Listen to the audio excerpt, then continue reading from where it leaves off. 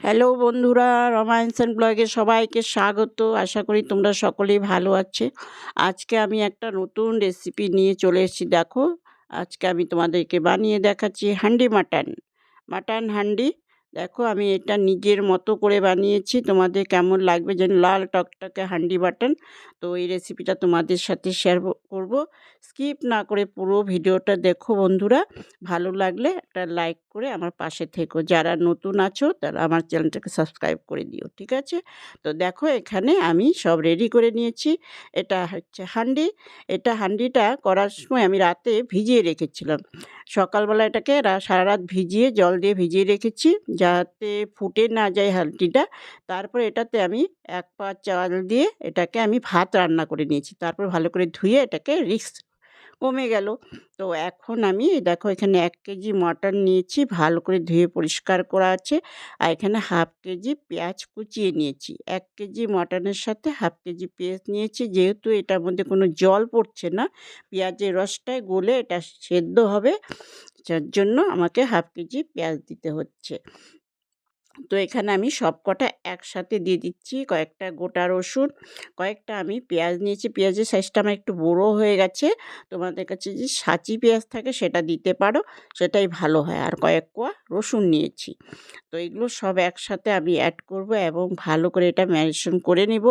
করে এটা 1 ঘন্টার জন্য রাখতে হবে। দেখো, এখানে নিয়েছি কয়েক শুকনো লঙ্কা, ঝাল অনুযায়ী কয়েকটা তেজপাতা আছে, ঠিক আছে?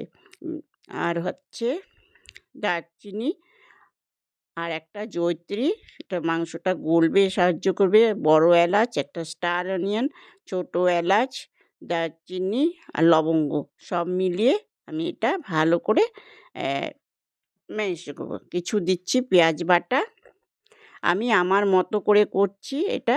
তো আশা করি তোমাদের ভালো লাগবে এবং একটু শর্ট টাইমে করার চেষ্টা। ধনে গুঁড়োটা দিয়ে দিলাম পরিমাণ মতো, যাতে একটু কম টাইম লাগে, সেই জন্য আমি সেভাবে করছি।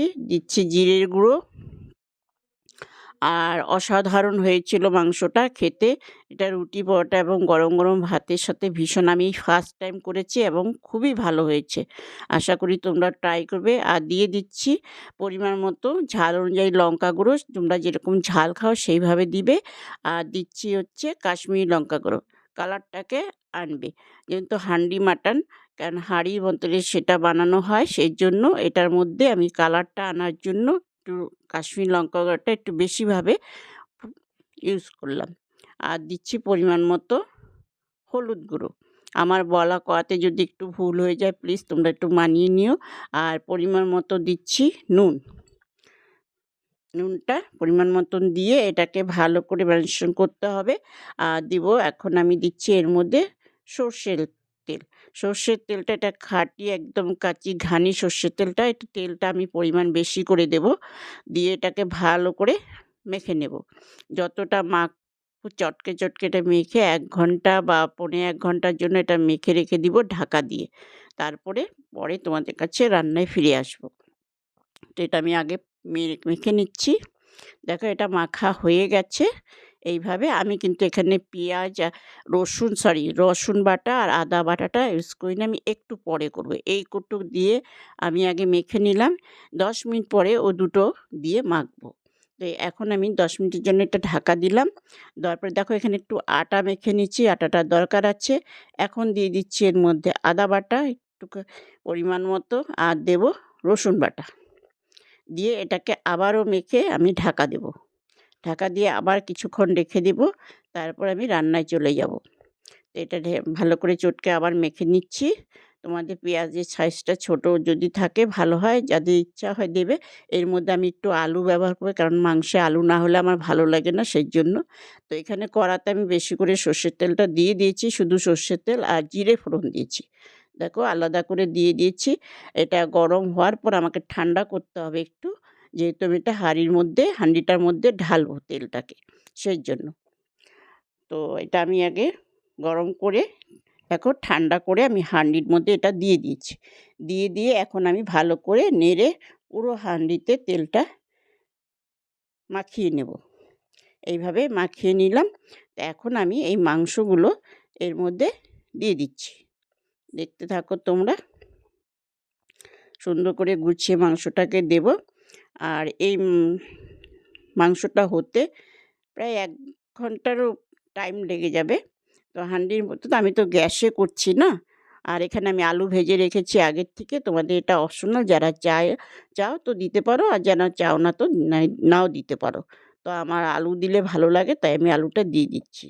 আর দিয়ে আলুটা দিয়ে তারপর উপর দিয়ে আবার একটু মাংসগুলোকে ঠিকমতো, মনে হচ্ছে রান্না হয়ে গেছে না মাখাতে, দেখতে মনে হচ্ছে একদম রান্না কমপ্লিট।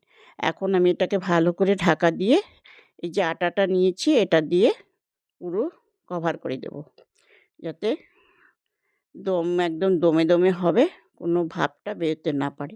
খুব টাইট করে এটা দিয়ে দিচ্ছি। দেখো গ্যাসটা জ্বালিয়ে দিলাম। প্রথমে গ্যাসটাকে আমি ৫ মিনিটের মতন হাই ফ্লেমে রেখে আমি হাঁডিটা বসিয়ে দিচ্ছি। তারপরে এটাকে আমি কম করে দেব, দিয়ে একটু ধিমা আঁচে এটা হতে থাকবে, ঠিক আছে? তো ১০-১৫ মিনিট পর এটা আমি ভালো করে ঝাঁকিয়ে নেব। ঝাঁকাতে থাকবে, ২-৩ বার ঝাঁকিয়ে নিতে হবে।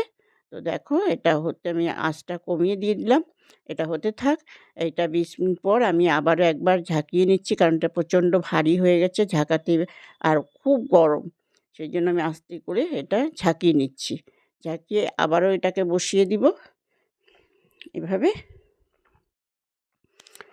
দেখো এটা উল্টো পাল্টা করে ঝাঁকালে খুব ভালো হয়।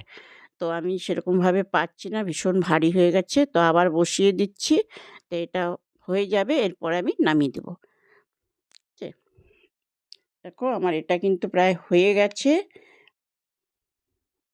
আমি এটা একটু ঠান্ডা হওয়ার পর এগুলো ছাড়িয়ে নিচ্ছি। তো আশা করি তোমাদের ভালো লাগবে।